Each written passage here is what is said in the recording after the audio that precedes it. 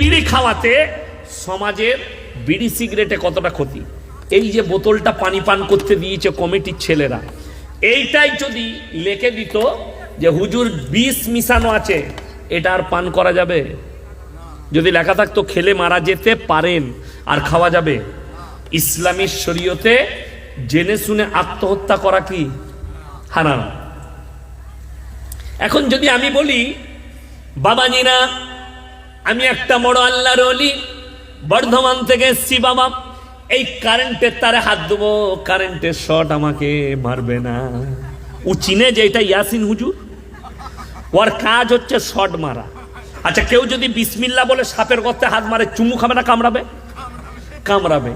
যে সাপ হযরতে আবু বকর সিদ্দিক রাদিয়াল্লাহু তাআলা আনহুকে চিনেনি, সেই সাপ ইয়াসিনকে কি করে চিনবে? এইটা আপনাকে বুঝাচ্ছি।